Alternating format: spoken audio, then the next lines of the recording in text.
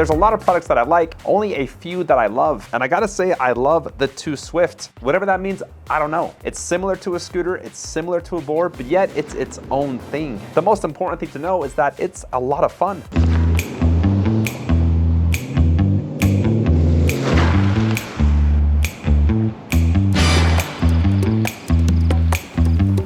The cool thing about this is how light it is. This is just over 30 pounds, and they put a monster 500-watt motor on this thing. Low is 23, median's also 23, and high bounces back and forth between 23 and 24. Well, there's not a lot of separation between the three levels. On the highest speed, it did bounce back and forth between 24 and 23, so I'm gonna say 24 miles per hour. And at that speed, it felt very solid. There was zero wobble. In fact, I wanted to go faster. 24 was just too slow for how good it felt.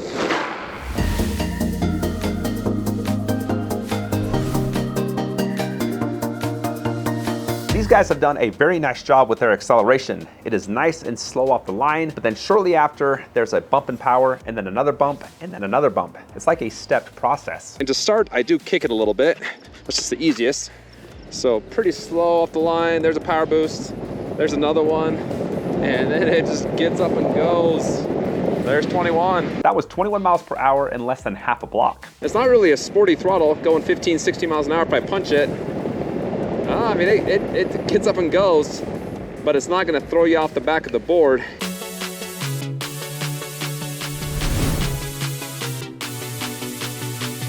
The power this has for hills was one of my favorite features about it. Got a 2-block long hill, 15% grade. I am gonna hit it with some momentum. Momentum is your friend when it comes to climbing.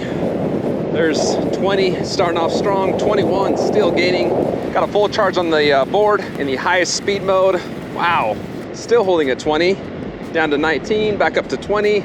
Oh yeah. 19 miles per hour up a 50% grade is pretty awesome.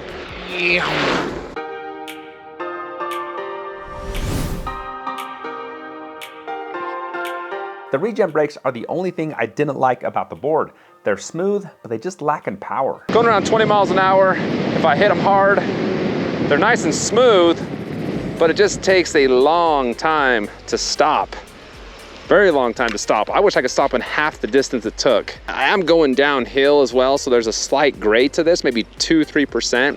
On a steep grade though, you won't fully stop. When I was doing the hill test, I stopped in the middle of the hill and I actually had to jump off the board because it wouldn't fully stop. So be sure to give yourself plenty of room to stop.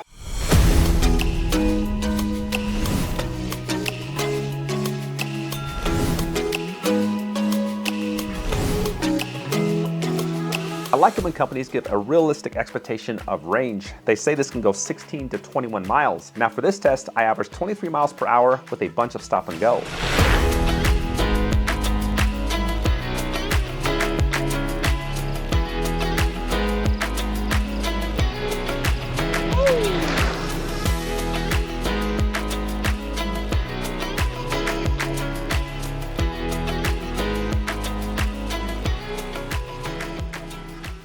All right, so that wraps up the range test. My app recorded 22.57 miles with 882 feet of elevation gain. Now that's 1.5 miles longer than the high end of the range rating. 22 miles at that speed for this vehicle, that is a fantastic range. This has this intriguing, like inviting look. You see it and you gotta try it. You gotta try it to ride it to try it, something like that. I'll work on that.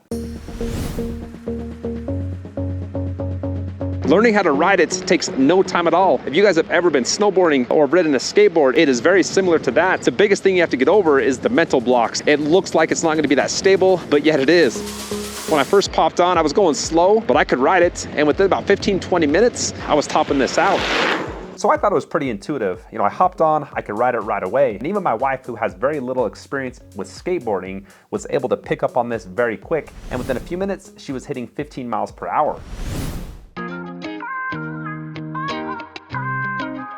Now the big advantage with this over a skateboard is this has 2 wheels compared to 4 wheels that a skateboard has. So with a skateboard, you have more material hitting the ground. And that's gonna translate into more bumps, more vibration, a more feely ride. This has 2 wheels, and so you have less material hitting the ground. And so it just offers just this beautifully smooth and comfortable ride. It's what I call delicious. It has a delicious ride. One of my favorite features is how long the board is. It's 25 by 8.5 inches, and at that length, I had plenty of room for a nice wide stance. And so with that wider stance, you do have just awesome stability and balance. And you're not that high off the ground. It's got 2.8 inches of clearance. And so ripping around the corner is just a good time. You got that lower center of gravity, and so it feels like the board just is sticky, and it really grips and holds itself to the trail. One of the nice things that they've done with the handling is they've actually put a steering dampener on that front wheel. And so when I just tap it, it moves a little bit, but it's not loose, it's not free. This is the same concept they use in scooters to increase stability and balance at faster speeds. And it's worked very nice with this. I did come down a hill and I was approaching 30 miles per hour and still had 0 wobble. A couple things I don't like is there's no kickstand. So when you're not riding it, it just falls over sideways. The other thing is when you stop, it's a controlled crash landing. There's no easy or nice way to stop. Now I couldn't find a better way to stop.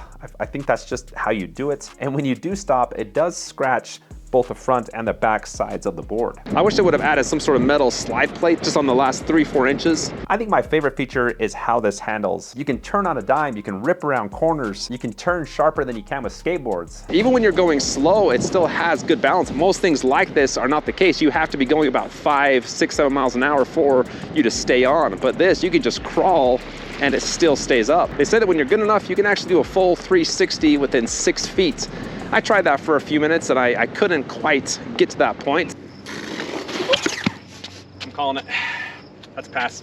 That's a pass.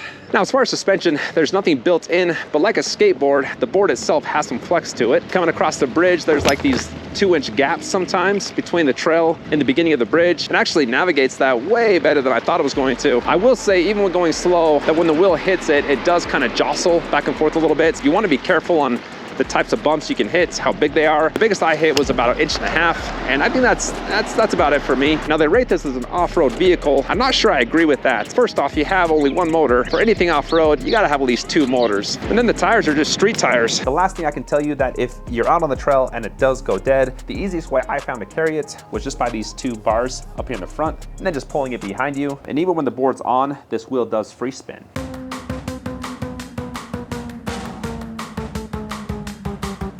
So overall, my favorite features about the 2Swift is, of course, the way it handles. I've talked a lot about that. I like the speed, 24 miles per hour. I do wish it would go faster. And then, of course, the smooth and comfortable ride. It's the closest thing to snowboarding that I've tried. So hopefully you enjoyed the review. I appreciate you guys hopping on here and checking out my content, and have a good day. Oh yeah, just climbing this hill like a bamf, like a mother freaking bamf.